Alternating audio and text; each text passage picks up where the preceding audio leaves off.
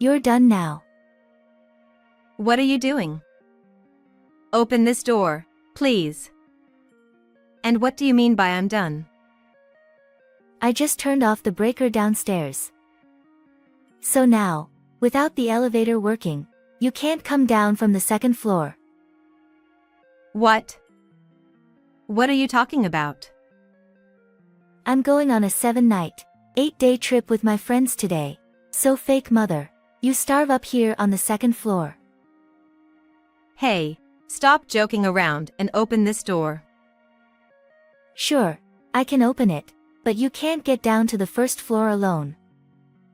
Your phone and laptop were downstairs, so you can't call for help, and Dad won't be back from his business trip for 3 months. The situation is hopeless. My husband's child literally left me, who is a wheelchair user, on the second floor and went on the trip. She has crossed a line. 1 week later, when my stepchild returned home, she felt a sense of unease and climbed the stairs. Huh? Why are you looking so lively? Since she seems unable to understand the situation, let's explain it to her. This will likely be the final lesson as a mother, so let's approach it patiently and thoroughly. I'm Linda, a 34-year-old programmer. I work, I'm married, I have a kid, I'm just a typical woman of around 40. However, there's one thing that sets me apart from the typical woman my age. I've been in a wheelchair since I was in junior high school due to a traffic accident.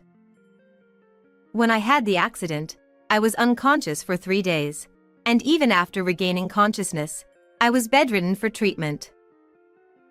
As a result, I didn't realize for a while that I couldn't move my legs anymore. I only found out that my legs wouldn't move when my mother told me. Hey, when does rehab start? I want to play basketball soon. If I take it easy, I might lose my spot on the team. It's about time I need to tell you. I think the doctor has something to discuss too, but the thing is.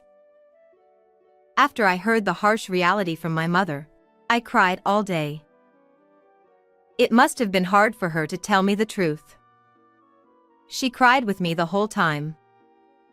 However, being the playful, mischievous, and lively person I've always been since childhood, I quickly bounced back. Well, there's no point crying over spilled milk. What's important is what comes next. While life in a wheelchair is inconvenient, it's been better than I imagined. It's been over 20 years since the accident, and now I've become so accustomed to life in a wheelchair that I live quite normally, to the surprise of those around me. I have enough upper body strength, so with some effort, I can manage to use the bathroom by myself. I chose a job at a company that understands wheelchair users, and now I primarily work from home. I need to go into the office for meetings about 2 or 3 times a month, but I commute by car during those times. I drive the car myself. I use a welfare vehicle that I can operate with just my hands, and sometimes I go for drives on weekends. In my 20s, I also enjoyed wheelchair basketball.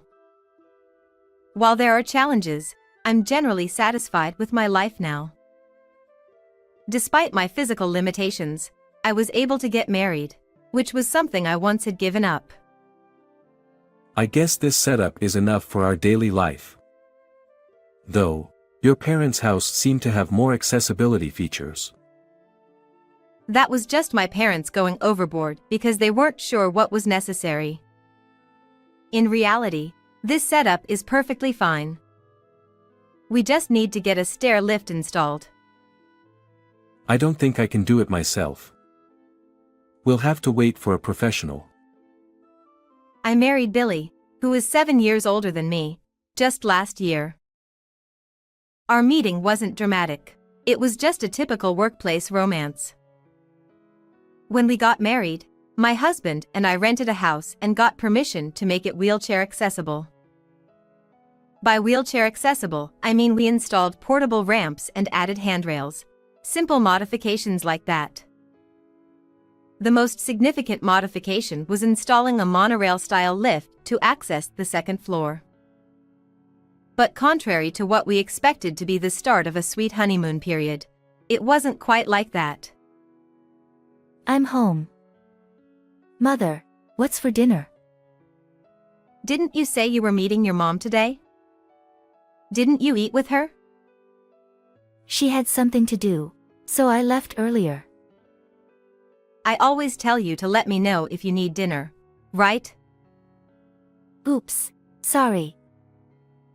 My husband was divorced and had a child from his previous marriage.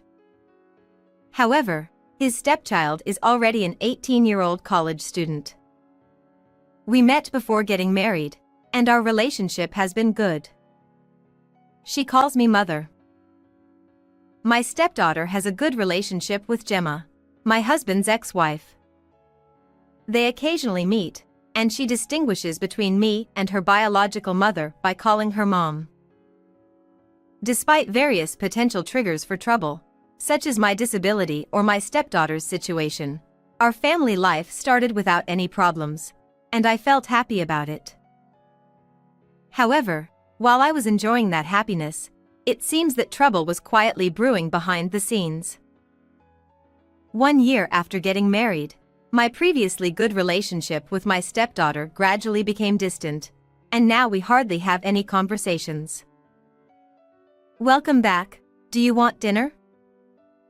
No. As soon as she comes home, she goes straight to her room on the second floor and hardly comes out. It's quite difficult for me to go upstairs because I have to use the lift. Therefore, my life revolves around the first floor, and going upstairs is only necessary when I need to get something from the storage room, like clothes or items, which happens maybe once a month. The second floor has become a convenient place for her to avoid me. I have no idea why she has become so distant with me. I've even discussed it with my husband. Do you think I did something to upset Karen? You don't have any idea. No, none at all. She used to be so friendly before we got married and even when we moved into this house. She still talks to me as usual.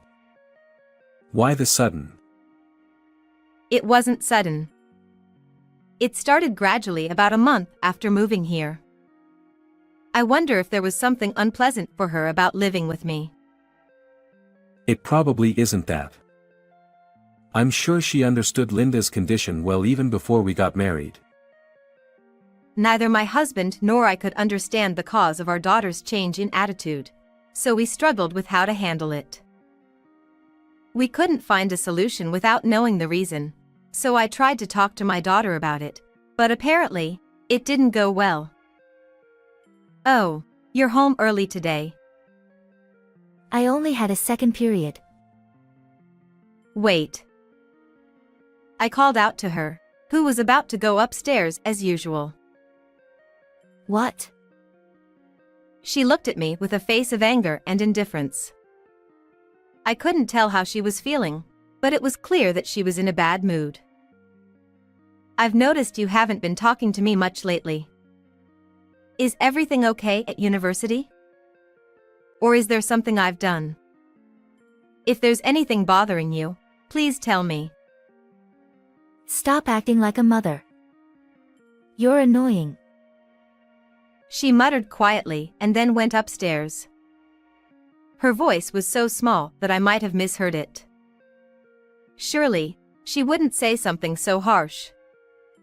I reassured myself with that thought to ease the shock. That night, I realized that the reason for my daughter's cold behavior was because of me, so I told it to my husband. It seems like I'm the reason after all. She said, "Stop acting like a mother. You're annoying." What's that supposed to mean?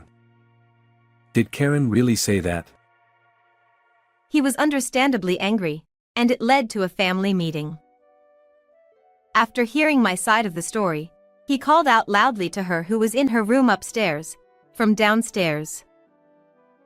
Summoned by her father, She came down to the living room with a sulky expression and took a seat. I heard you said something really awful to your mom.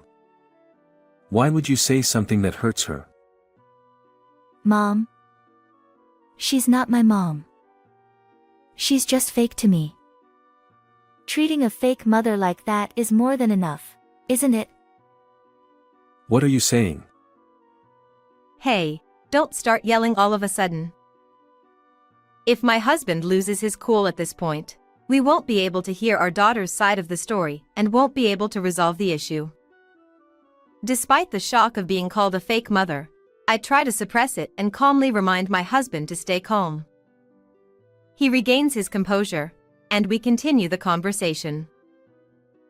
Why did you suddenly start saying things like that? You never used to say stuff like this before, did you? When I think about it, it's really weird. Dad getting remarried just a year after divorcing Mom? You must have been having an affair since Dad and Mom were still married, right? Otherwise, it doesn't make sense. We explained that already. Linda and I work together, and we've known each other for over 10 years. We got married quickly because we knew each other well. And if you're going to talk about affairs, You were always busy with work, right? Mom was always lonely waiting for you to come home. Isn't Dad partly to blame for the divorce? Karen, Billy is a systems engineer, so being busy with work is unavoidable, and he was working hard at that job for the sake of his family. Shut up. It's all your fault. You're the one who ruined our lives. She slammed the table, abruptly stood up, and stormed out of the living room. I don't understand why she reached such conclusions, but it seems she believes I stole him from his ex-wife. I sort of understand the reason now. Let's leave it at that for today. But I guess Karen is misunderstanding things, so let's keep a little distance between you and her for now. I'll try to clear up her misunderstanding. I decided to trust his words and leave it to him. However, despite his efforts to clarify her misunderstanding, she was already in a state where she wouldn't listen. Why are you being so cold to your mom? How long are you going to stay with that fake mother? Just get divorced already. What don't you like so much? Everything about having a fake mother. Then, when my husband talks to her, she confronts me when he's not around. You told Dad to talk to me again, didn't you? Don't think you can just turn Dad against me. That's not true. Do you really expect me to believe your words after you took Dad away from Mom? She kicked away the laundry I was folding. As someone with mobility issues, it was difficult for me to pick up the scattered clothes that flew out of my reach. She knew this and deliberately kicked the laundry pile from the bottom, sending it flying further away from me. Satisfied with the mess, she went upstairs while I struggled to pick up the laundry within my reach. My husband would then reprimand her, and she would take it out on me. This pattern had become all too familiar. To clear up her misunderstandings, we needed to continue the conversation, so it seemed we would have to endure this cycle until resolved. However, just when I was determined to patiently continue engaging with her, my husband's long-term business trip was scheduled at the worst timing. I'm sorry. It's not fair to leave you two alone without resolving Karen's issues. It's just work, so it can't be helped, right? Besides, maybe my resilience made the company think it's okay to send you on a long business trip. If anything, I should be the one apologizing. As for Karen, it's okay if resolving things with her gets pushed back by a couple of months or so. To avoid causing unnecessary worry, I sent him off with a smile. Honestly, the thought of being alone with her for 3 months does make me anxious. However, There's no need for me to feel excessively worried since there's no risk of violence or anything like that. I thought everything would be fine, but with my husband away, her behavior escalated rapidly. 3 days after my husband left for his business trip. Huh? Why is the picnic blanket here? Is Karen using it? I thought she left earlier. I thought it was okay to tidy up the picnic blanket on the living room table and decided to return it to the storage room upstairs. When I climbed up to the second floor, I heard the sound of the front door opening. Huh? Is Karen already back? Though I was curious about her, I went to the storage room. As I put the picnic blanket, the storage room door suddenly slammed shut with a loud bang. Ha ha ha, you're done now. What are you doing? Please open this. It seems like I've fallen into my daughter's trap. She's holding the door to the storage room, and with my wheelchair, I can't budge it. However, the door to the storage room doesn't have a lock. She can't keep holding the door from outside indefinitely. So, what does she mean by saying you're done? Do you want me to open it? I'll open it soon, but first, listen to me as you are. I don't want to see your face, and despite being in a wheelchair, you're surprisingly agile, so be cautious. I see. She trapped me in the storage room first to avoid any retaliation from me. Indeed, I've kept myself physically fit through basketball, so it's a wise move for her to be cautious. However, apart from that, it wasn't a very smart decision.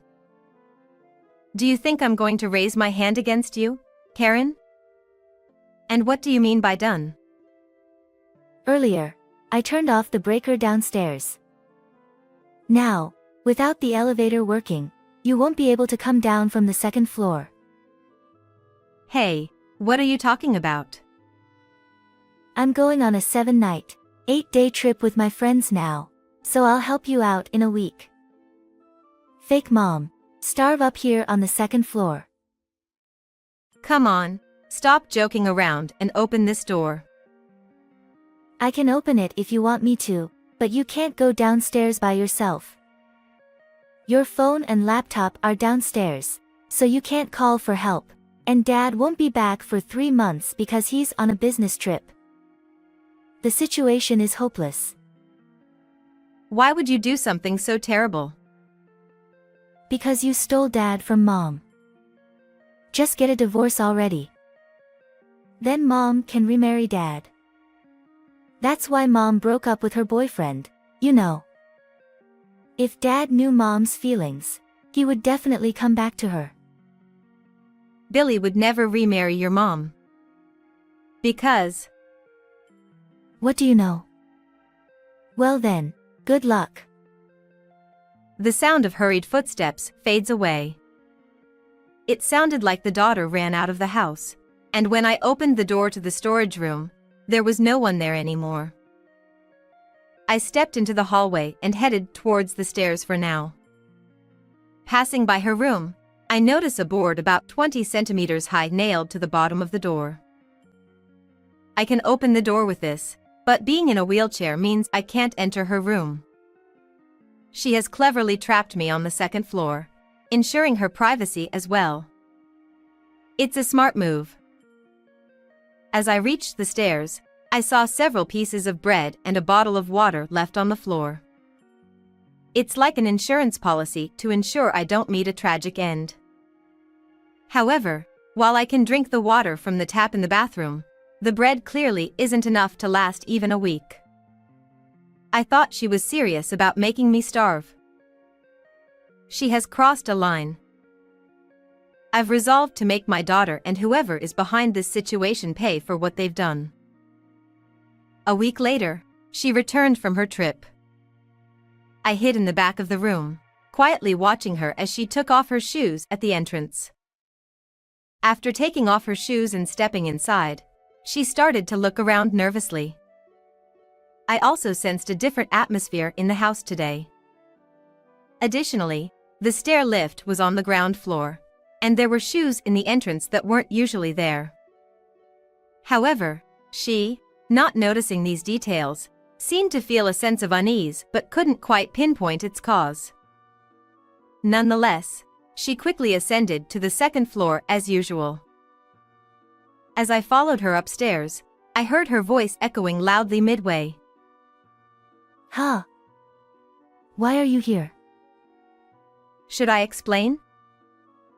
Huh? Why are you so lively?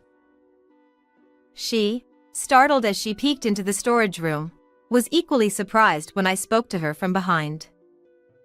She seemed to be in a constant state of shock and confusion, her eyes wide as she stared at me, desperately trying to make sense of the situation.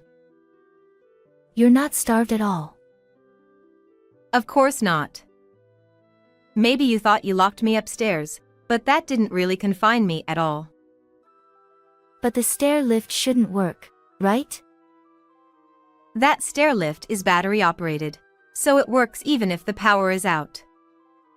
Most stair lifts have that as a backup in case of power failures. Wait, what? Right after you left for your trip, I immediately went downstairs. Even if the stair lift didn't work, I could have called for help from outside through the window. As for the breaker, I always flip it back with a stick whenever it trips, so that wasn't an issue either. Oh, and thanks for buying lots of bread. It was nice snack. About a month after she moved into the house, her attitude towards me turned cold. She reduced contact with me early on after moving in, so she never fully grasped what life was like for me with my mobility issues. Despite living together for a year, it seems she didn't fully understand how the stair lift worked either. Right after she left for her trip, I used the stair lift to go downstairs as usual and immediately called my husband to tell him what had happened. She, upon learning that I wasn't hungry at all, quickly turned her gaze towards the storage room and pointed at the person sitting there. Why is Mom here? What are you planning? Let me explain that to you. My husband had been standing right next to the open storage room door the whole time, but she was too shocked by the presence of both his ex-wife and me to notice him. So, she once again raised her voice. Dad? Why are you here? Aren't you on a business trip? Huh? I'm not on an overseas business trip or anything. It's Sunday today, so it's not strange for me to be home, is it? He got more confused by her overly casual question. She's only 19 and has only had part-time job experience, and seemed to have assumed that my husband couldn't come home frequently due to a long business trip. However, my husband's business trips were just a 3-hour bullet train ride away, so he planned to come home about once every 2 weeks. Today, he came home earlier than planned because of what happened with my daughter. I heard everything from your mother. You've been acting up, and you even mentioned divorce. Exactly. It's all because of this fake wife. If she wasn't here, Mom could remarry you. I will never divorce, and I won't remarry with Gemma. Why not? Maybe Mom's affair could be the cause of the divorce, but wasn't it also because Dad was always busy with work? Besides, Mom regrets it and broke up with her affair partner because she can't forget about you and is waiting for you. My husband and I sighed as we listened to her words. His ex-wife seemed unable to bear this atmosphere, lowering her head significantly and staring at the floor. Gemma, explain it yourself. That's why I brought you here. Yes. My affair had nothing to do with your job. I simply enjoyed fooling around with other men. That's a lie, right? You said the affair was because of Dad's job. And you couldn't forget about Dad, so you broke up with your affair partner, right? No, that's not true. I was dumped again because I cheated. I've been working part-time with little income for so long. And now I'm over 40 and can't find a new job. I couldn't catch another man either. And I was struggling financially. So I thought I'd ask Billy for help again. But then I heard Billy got remarried. So, you lied to Karen, who you were occasionally meeting, about the reason for the affair, and you even made up stories about me having an affair with Linda before our divorce to try and ruin our marriage. Yes, that's right. When she locked me upstairs, she mentioned she wanted to remarry my husband. So, as soon as he received my message, he contacted his ex-wife. When he confronted his ex-wife, it came to light that she had been feeding my stepdaughter various things to manipulate her. To dispel her misconception that I had stolen him from his ex-wife, it was best to hear the truth from his ex-wife's own mouth. So, he brought her to the house on the day my stepdaughter returned from her trip. No way. So, was I being deceived by Mom? In this scenario, she emerges as the mastermind, and my stepdaughter may seem like a victim. However, even if she was deceived, she clearly crossed a line. Therefore, he also intends to take a tough stance, steeling himself for it. Gemma, who deceived Karen, is at fault, but so are you. You went too far. Don't come back to this house anymore. What do you mean? I was being deceived. Even if you were deceived, you locked your mother upstairs and tried to starve her. If the stair lift hadn't worked, you might have been arrested for confinement. We can't accept someone who would do something like that as part of my family. Since the stair lift did work, what she did doesn't qualify as confinement. However, that's just a hindsight. She did try to confine me by keeping me unable to move from the second floor. Confinement is a serious crime with only imprisonment as punishment, without the option of a fine. She might have thought that it was okay because I could freely move around the second floor and had access to water and food. However, this goes beyond childish pranks and jokes. Besides, she is no longer a child. But still, I'm only 19. Isn't it unreasonable to kick me out of the house before I even turn 20? Legally, adulthood starts at 18. The parental rights have already expired. You're not a child who can get away with being spoiled anymore. What's that supposed to mean? Isn't it ridiculous to call me an adult when I'm still a student and can't do anything? It's the law, so there's nothing we can do about it. If you have complaints, take it up with the government. I'll cover your tuition until you graduate from university. But you'll have to figure out accommodation and living expenses. That's impossible, obviously. I can go to Mom's place, right? She'll take care of me, will she? It's impossible for me. I was desperate for money and even tried to use you. So there's no way I can take care of you. Whatever the law says, I'm still a child. If you're a parent, take responsibility. Make amends for deceiving me. Abandoned by my husband, she has no choice but to rely on his ex-wife, but she doesn't have the financial means to support her. There's also an option of relying on her grandparents, but they all live too far from the university for her to commute. Therefore, she has to rely on her mother, even though she knows she has financial problems. But, can't I just live with you?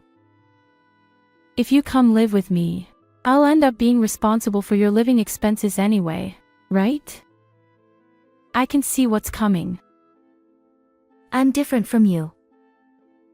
No, you're just like me.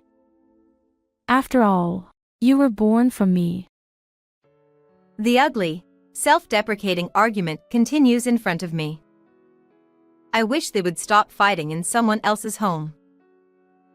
I'm sorry, but could you please continue this discussion somewhere else? They left the house in silence. I felt a little sorry for her, but as my husband says, she is no longer a child.